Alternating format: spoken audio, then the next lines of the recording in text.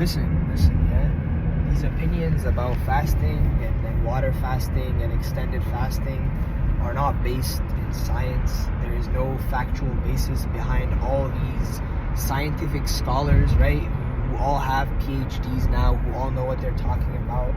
People have been fasting for thousands and thousands of years. Exactly. You know, people, and they didn't do it by choice. They were forced into it. Sometimes there was droughts. Sometimes the animals were hibernating. Sometimes they were forced into that type of situation where they were not eating for very extended periods of time. And yet they were living how long? And they were living a long time.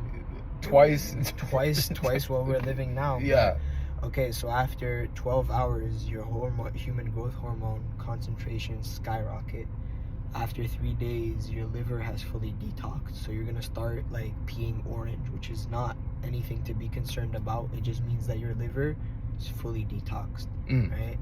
After 5 days, I think the rate of cell turnover, all the disease and old cells have been evacuated from your system. So all those senescent and old cells, right, that are causing dysfunction all over your body are gone. And this isn't even... And after 7 days, which is like the, I think, maximum recommended time length, after 7 days, it's as if you had a whole new organism, almost. A whole new software system. But it's all, the most important thing when fasting, yes, you have to fast, but you have to make sure that you get your water in, your minerals in. So you gotta get that salt, you gotta get that potassium, you gotta get that magnesium. You take it, supplement it, powders. You can do whatever you need to make sure you get those minerals in, or else your body's it's not gonna like you, and you're gonna suffer. And then when you refeed, it's important to refeed with the right things, because some people have actually passed away because they didn't refeed correctly. Their body went into shock. So it's important to use things like coconut meat.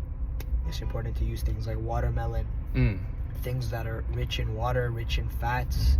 And then after that, it's important to get protein in, because too much carbs or too much sugar is actually going to spike your blood sugar to a very dangerous level, and that can mess people up. People have gone into shock. So things like coconut meat, things like watermelon, low in calories, low in sugar. And then some people actually break the fast with something higher in protein. That takes a strong stomach, but it's doable. So yeah. Fasting also, if you're someone who's older in age, make sure that you do it supervised. You don't just do it off the top of your head if you have conditions. But in general, no one should rush into a 7-day one. Start with 1 day, then just do 3, then do 5, and then eventually, when you're an experienced faster, you can do 7 days. Right. But so anything you do, you have to do the research, you have to get the knowledge, and it's important to track how you're feeling at all times. You have to, heart rate, blood pressure, how you're feeling, energy, lightheadedness, dizziness. And if you can't go, you can't keep going, then just break the fast. Make sure you hydrate and get those minerals in. That is the most important thing for your nervous system to maintain itself, and for your body to not give up on you straight up. So that's my 2 cents. What is your background? My background, I'm a PhD student in biology and neuroscience. So straight like that. And one more thing, in regards to the digestive system, right?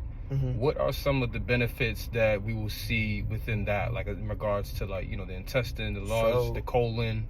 Basically what's going to happen is that the stomach is actually going to digest its old lining, and it's going to generate a new lining. This is in the stomach. With regards to the intestines, what's going to happen is that the bacteria population in your intestines is going to normalize. So any pathogenic bacteria are going to die off because they don't have sugar to eat. So they're just going to die, right? And basically it just resets the entire digestive system. But it's important that when you break your fast, and in the weeks after you finish your fast, you reestablish beneficial bacteria in your gut. So eating fermented foods like sauerkraut, kimchi, fermented dairy products, if you can tolerate them, pickles, your pickled onions, pickled cucumbers, anything that has probiotics in it, is very important to reestablish good colonies of bacteria in your gut. because these bacteria in your gut are responsible for generating a lot of hormones and neurotransmitters and controlling physiological processes in your body. So it's extremely important to reestablish those beneficial bacteria after the fast. And I think that's about it. With regards to your digestion, fasting will allow you to get rid of any kind of, if you have anything like IBS, bloating, that type of stuff, you have a bad digestion, you know, this will help you reset your digestive system. It will bring it back to the default state, and what you do after will determine if this new state is going to be beneficial or detrimental to you. So there's no point in fasting and then going back and eating McDonald's and KFC and this bullshit processed industrial seed oil food. You need, and when you do a fast, you should use that time to reflect on your eating habits and your lifestyle habits, and use that time to improve. No point in doing a fast thinking it's going to cure you. No, fasting is part of a more holistic lifestyle, and you implement it as a cure for something in the short term, but you're going to fix your lifestyle in the long term.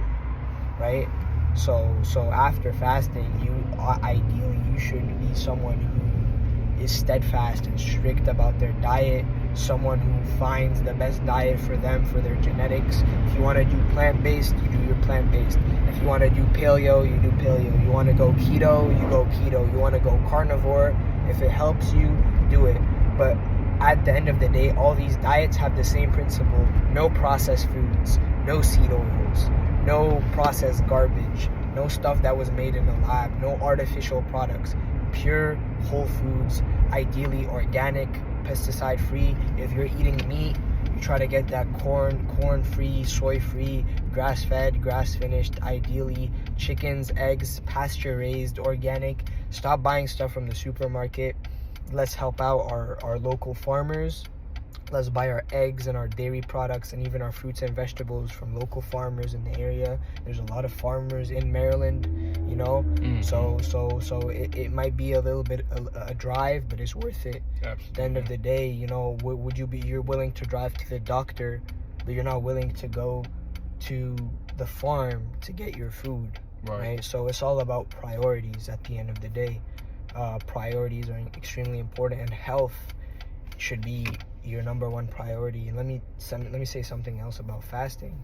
Fasting is good for your physical health. It's also good for your mental health as well as your spiritual health, because fasting gives you perspective. It allows your brain to think about other things, not just your food and your stomach. And you're able to kind of reflect upon your life truly, which is why we do it, right? And if you believe in a higher power, then fasting will help you connect with that better. So that's my 2 cents on fasting. And whoever benefits from the information that I have given, I'll be very happy. So yeah. Alhamdulillah. Assalamu alaikum. Wa alaikum salam.